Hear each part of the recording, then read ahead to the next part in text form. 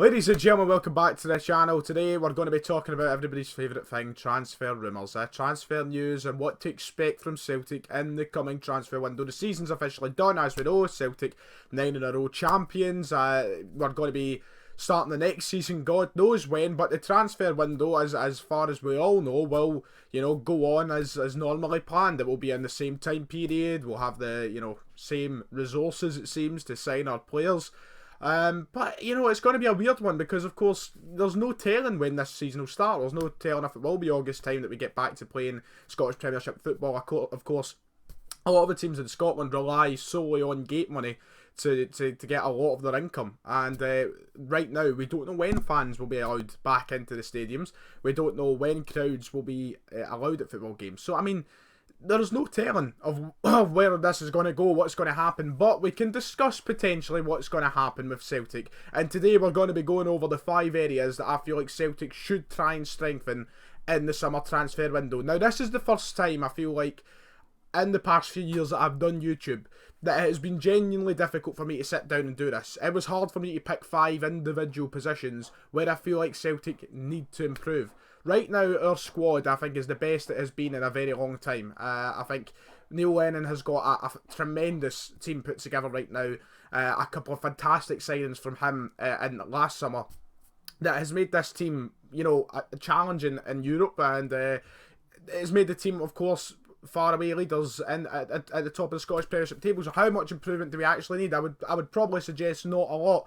John Kennedy's already came out and spoke on it. He said, yes, we will look to freshen things up. We'll look to make maybe 2 or 3 signings, but that's about it. So we shouldn't expect too much in this window. And why would we expect too much? Because yes, there's a couple of positions we definitely need signings in. There's 2 or 3 there that yes, we should be doing it, no doubt. But a couple of these positions I've got in, and I'll explain for the reasons when we get to that position. Hopefully it is an exciting transfer window for Celtic if we can make 1 or 2 signings that really excite the fans and bring a spark to the team to go and try and secure the 10 in a row. It would be marvellous. But right now I'm very happy with the Celtic squad. I don't feel like there's too many changes that have to be made. Of course, there's some issues we will talk about as the video goes on. If you are new around here and it is the first time you're watching, before we get in, you know what to do. Like, subscribe, share out the video, all that good stuff. And without wasting any more time, let's get right into talking about the 5 positions I think Celtic should try and strengthen. Right, we're going to start back to front. I feel like that's the only suitable way to go around this. And where we're going to start is goalkeeper. We need to sign a goalkeeper in the summer transfer window. Of course, Craig Gordon has his contract expiring at the end of the season. Hopefully he is re-signed to a new deal, a 1-year deal. That would be ideal. Too many deals in there for my liking. Fraser Forster will be heading back to Southampton, which is tragic. Of course, a man who we all love and we know the quality of will be leaving us at the end of his loan contract, which leaves us with Scott Bain, who couldn't catch the cold. So I don't quite know what to expect in terms of summer signings of the goalkeeper position. I think the ideal situation, what every Celtic fan wants to see, is get Fraser Forster in. If it is 1 more loan deal, well done, suppose that'll do us, but on a permanent contract would be absolutely tremendous. Now, this is a guy who's on a big wage at Southampton, so there is that kind of conversation. Can we afford to pay the wages of Fraser Forster? Will he be willing to take a big pay cut to come back up to Celtic and probably finish his career here? Let's be honest, the guy's 32, 33 years old now. If he does sign a 3-year deal with Celtic, he probably is ending his career up here, which to him might not be a bad thing. From me looking at it as a fan, it's a perfect scenario for him. A club that he loves, a club that the fans really embrace him and know his worth. To come and finish it here would be fantastic. So if we could get him in a permanent deal, it would be fantastic. Goalkeeper, I find, is one of the hardest positions to go and say, yes, let's sign him or him or him. There's not too many goalkeepers around Europe that I know off the top of my head that we could sign on an affordable price, on a price that suits the wage budget of Celtic. So it's one of those ones that right now the situation for me is hope that Fraser Forster comes back one way or another. That is perfect. I would love us to re-sign Gordon because I think he is an experienced man. If he needs to step in, he can step in. I think he's been severely overlooked at times in his Celtic career. I've said it before and I'll say it again, one of the greatest shot stoppers I have ever seen. And I think going forward, this is someone who we could give a coaching role at Celtic and maybe one of the youth squads or such. So I would love to see him re-signed. I'd love to see Forster come back. But one way or another, we need that. The goalkeeper for us, probably a priority in this summer transfer window. Right, the second position we're going to be talking about is centre-half. A centre-back, I think, is needed at Celtic during the summer transfer window. Now, yes, we have got a fantastic partnership right now in Ayer and Christopher Jullien. I think that is a superb couple of centre-halves to have at the club. I think it's one of the strongest centre-half partnerships we've had at a long time in Celtic. Probably the strongest I've felt, or the most confident I have felt in a centre-half partnership in the whole span of 9 in a row. Yes, Ayer definitely has a mistake in him. He's still clumsy at times. He's still a little bit rash and is vulnerable to making a mistake. Jullien, we have seen it in a couple of games this season as well, but it's natural, it happens. I think that both of them can improve, but right now, when they're playing their best, it's a fantastic set of centre-halves to have at the club. Beyond that, we've not got too much. Joseph Simirovic, of course, is the main kind of cover, who does a job when he's asked to. We've got Nir Biton, who's been transferred to a centre-half from a centre-mid, who I think in the last few games before the season was stopped looked fantastic, but is obviously a natural centre-mid. And then we've got El Ahmed, who can come in at centre-half. We've got a few other players in and around there who can do a job if asked at the centre-half position, but we're looking at probably a scenario where Ayer might leave this summer, which leaves us a first team, a starting 11 centre-half down. So I think Celtic should prioritise it to go out and get another one, whether it is to cover those two, whether it is to be a starter, because we don't know how long we're going to have Christopher Ayer at the club. I think there has already been interest declared from other teams. His agent has come out and said that he could leave the club this summer transfer window. So we need to take the precautions. We need to sign a centre-half. Now, there is plenty of options around there. There's options in this country as well. Of course, we'll probably get the rumours of Scott McKenna starting up again. Hopefully not. Cross your fingers. But there's over Britain, there's centre-halves that would probably go in for it. It would have been nice to get Benkovic back on some form of deal last season, but didn't happen.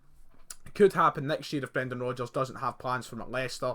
But all over Europe, I'm sure we'll find someone like a Christopher Jullien once more. But we need to make sure we do not leave ourselves vulnerable at the back, because we know what we're like when we have vulnerable centre-halves. It's been a 10 in a row span. We're going for 10 in a row. But over that 10 in a row, how many times have we had dodgy centre-halves that have been bomb scares? Plenty. I don't want that anymore. Keeping it in the back line, a left back. Let's be honest, we probably do need a left back. Yes, we have got quite a few at the club.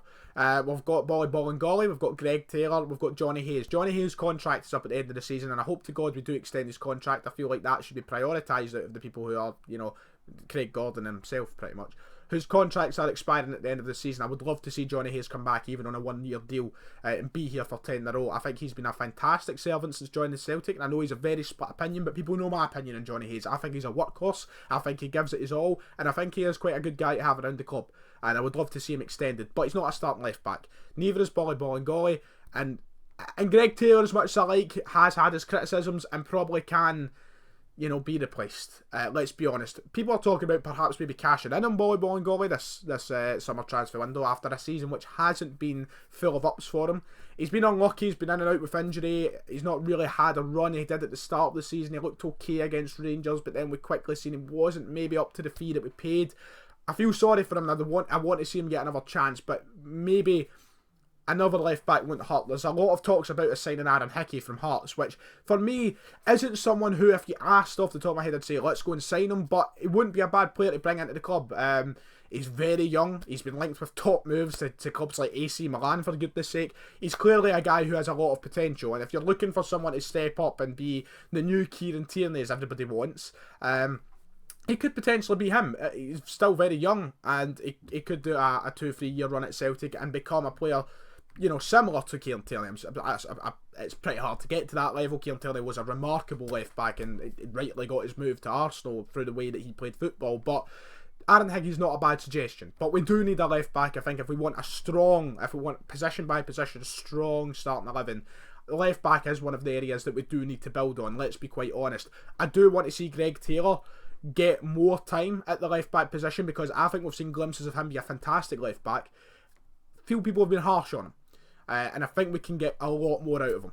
On to the last couple of positions now, and this is more moving up the park. We've got a couple of attacking positions to talk about as we try and wrap up the video as quickly as possible. The first position we're going to talk about is right midfielder, and we do need someone else there. Not saying replace James Forrest. John Kennedy has come out and said we're trying to keep the core squad from this season together because they have been fantastic. The quality has been terrific. But I'm not saying replace Forrest, but we definitely need more options on that right hand side of the park, if I can speak. Thank you very much. Marian Shved, don't know where he is. It seems that Neil Lennon is not a massive fan.